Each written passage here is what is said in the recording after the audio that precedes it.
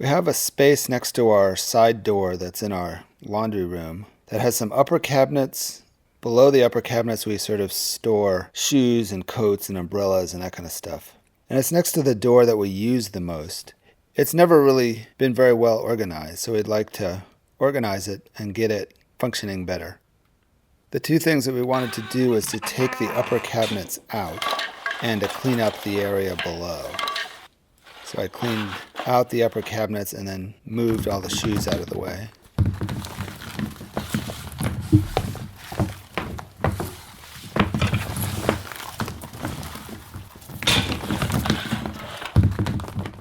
And then moved the coats and the backpacks and the umbrellas and all of that kind of stuff out of the way.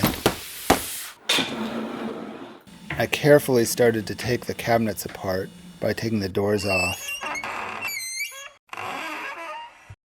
And I got tired of this and just got out the crowbar and started pulling things apart, which went much quicker.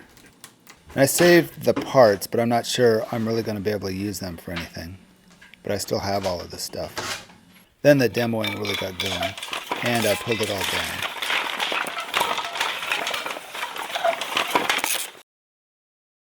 And I pulled out the last few nails. And at this point, I was going to need to patch a lot of the holes that were left in the wall. Clearview sent me their mini cyclone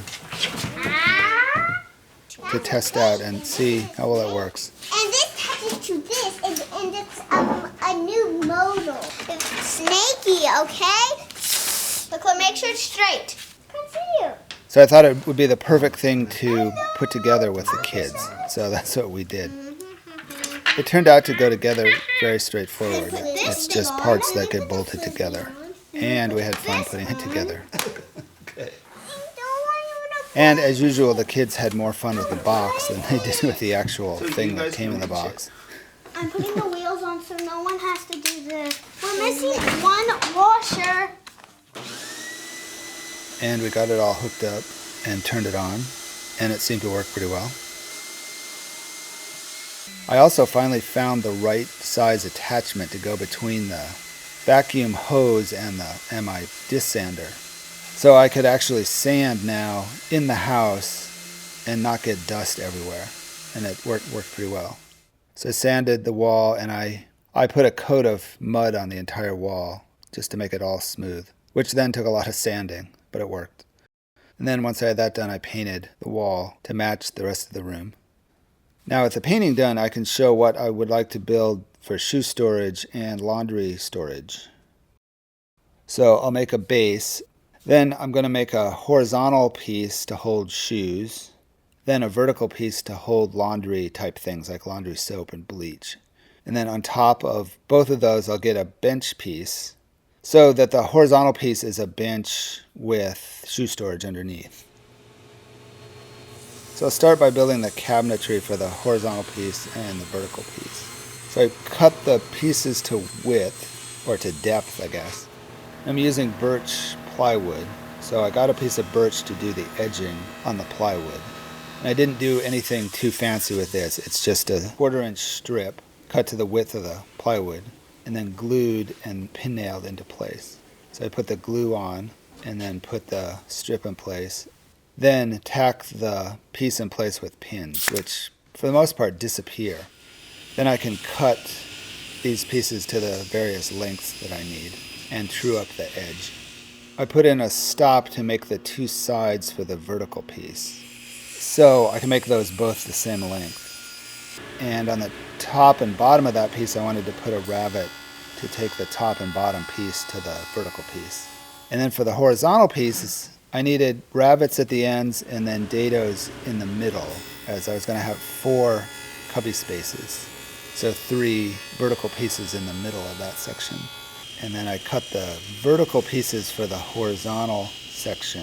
And they're not very long, so I could use my fence to set that length. And I tried to do a strip of wood under the piece that gets cut off and put it in a location where the piece getting cut off falls away from the blade. The vertical piece, the back, is going to be inset in a rabbet. And then on the horizontal section, because the horizontal section is going to be covered on the outside, I don't have to set the back to the inside. It can just be attached to the back face of the piece. So I'll glue up the vertical pieces. And I didn't really do this in the most elegant fashion, but it worked. So I got them attached to one side, and then I put glue on the other side and attached the whole thing together. And the outside of this is going to get completely covered, so I don't really care what the ends look like or whether there's nail holes in the top and the bottom. And the back can just be attached right to the face of the back. So I'll put the back on. I'm using staples here to hold the back on. That'll work a little bit better than nails. And it was a little bit out of square, so I tried to clamp along the diagonal to square up the cabinet. That worked pretty well. Then I just flush trimmed all the edges. Now for the vertical cabinet, I wanted to put in adjustable shelves. So I laid out 1-inch marks along the height of the vertical sides. And I just set up the fence on the drill press to the distance that I wanted the holes for the adjustable pins to be put. And I just drilled a hole at each line. This doesn't have to be so precise. It can just kind of be eyeballed and it works. Now, one thing I found when I took the cabinets down that were in the room, there was an outlet that I didn't know about, which I really didn't want to move. So I just drilled some holes through the cabinet so that we can access those outlets. I glued the vertical section together. So the sides and the top just kind of fall into those rivets. And then the back on this actually falls into the ravet on the back because you'll see one of the sides of this. I didn't want to see the edge of the back coming through, so I'll tack that in place. Some staples. There's the vertical section. And now I can start to lay out what the piece is going to look like. So I put the vertical piece and the horizontal piece next to each other. The next thing to make is the base that it will sit on, because I'd like to have it up the 5 inches of the baseboard in the house so that the actual cabinets can sit against the wall. And the whole piece is longer than 8 feet, so I needed to splice together the base piece to get a piece longer than 8 feet. Now on the kids' cabinet build that I showed 2 weeks ago, I got a lot of comments about how to clamp the backsplash in place with a wedge. So I tried this method with this because it was a really long piece and I didn't have a clamp that long. So this worked pretty well, where I can clamp the 2 ends and then put 2 wedges in between to tighten up the joint. Then I wanted to mark where I wanted the horizontal pieces in the base, and then start to cut the strips to the right length, and then cut dados where I wanted the pieces that come across the base to fall. And then it was just a matter of gluing everything up and tacking everything in place. I've been using dados more and more. I like how the pieces that you're gluing together just fall into place. You don't have to hold something next to a line or clamp something in place to be able to hold something in place. They fall right where they need to go. And it all just kind of goes together.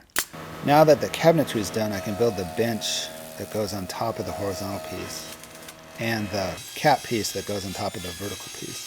So I got some oak that I can use for this.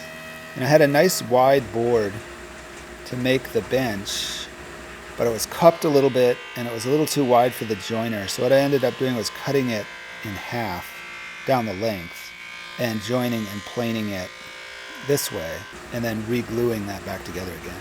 And I did a final, very careful pass on the joiner for that glue joint. I need a little bit more width than my big wide board had. The total width for the bench is 15.5 inches. So I biscuited the joint to glue the big piece of wood back together again. And the biscuits aren't so much for strength, they're just to help keep the 2 boards aligned and flush. So I clamped the first joint together and let that dry, and then started gluing up the second joint. And once that second joint was ready to get glued up, the first joint had dried enough that I could take the clamps off and then clamp the third piece of wood together. And then the last thing I wanted to do to this was to glue an edge to this piece to make the piece of wood look a little thicker. And this would give me a little bit more width that I needed. So now that this is all dry, I can take the clamps off and I can figure out where I'm going to cut this piece into the parts that I need. So I want to make the miter joint on this before I attach it to the cabinet. So I'm going to cut a 45-degree angle into the end of piece. And I need 2 miters, one for the top piece and then one for the bench piece. I had to make 4 of these miter cuts. Then once I had the miters cut, I could then cut the pieces to length. And it turned out that my bigger radial arm saw would cut just enough to cut the width of the whole glue up with one pass, which really helped. I used biscuits to make this joint. And here the biscuits do help with the strength because you're gluing end grain together. And the biscuits help with clamping because they help hold the joint together while it's being clamped so it doesn't slide around so much. So I found I could do a clamp in each direction, and this seemed to work pretty well. For the longer bench piece, I had to get out some really long clamps to make the 8-foot length that I needed, and it worked. Then 2 shorter clamps for the shorter section. Now that the glue's dry, I can take the clamps off. These pieces are pretty close now. So I can see how the bench is going to fit on the horizontal cabinet now. And it seems to work, and it's a good height. Now I left it a little bit long because I figured I would cut it shorter once I had it in place. So I measured and cut off a little, and then rechecked and measured and cut off a little bit more and kind of snuck up on the final length that it needed to be. And then some sanding, and I cleaned it up with mineral spirits to get the sawdust off. I just used polyurethane for the finish. I figured as a bench it needed to be really durable. And I sanded that down with 320 sandpaper and cleaned off the dust again and let that dry. Did another coat of polyurethane. It's a little shinier than I wanted, but that's okay. You can see that the seam in the wide board disappears. And I wanted to add a little piece that would make the bench look like it's wrapping around the vertical cabinet. Now the parts are all made, so I can start to install it in the laundry room. And I wanted to make a bunch of wooden L brackets to hold the base to the floor. So I made a bunch of those. Once the glue is dry, I drilled some holes for screws, and I put 2 screws in each one. I figured these needed to be pretty strong. And I took the base inside and put the base in place. And then you can see how the little brackets are going to work.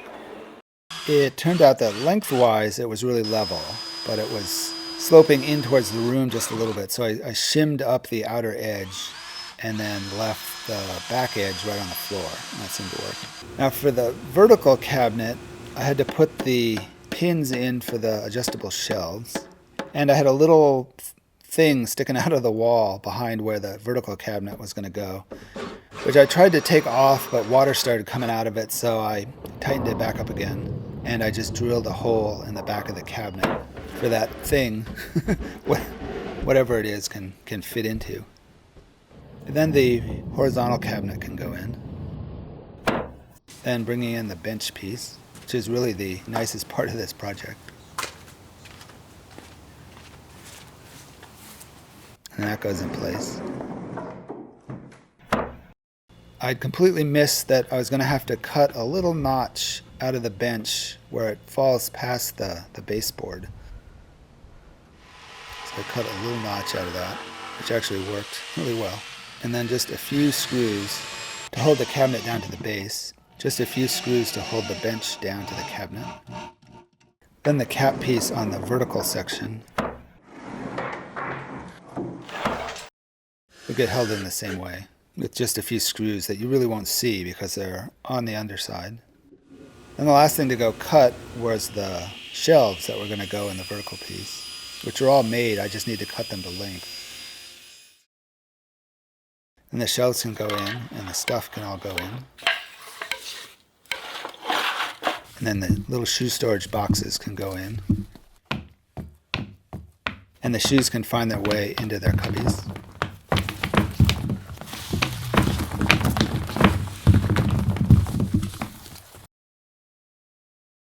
And there it is. And it works really well, and we seem to like it. And I really like that there aren't the upper cabinets anymore. I really, really don't like upper cabinets. I like this a lot better.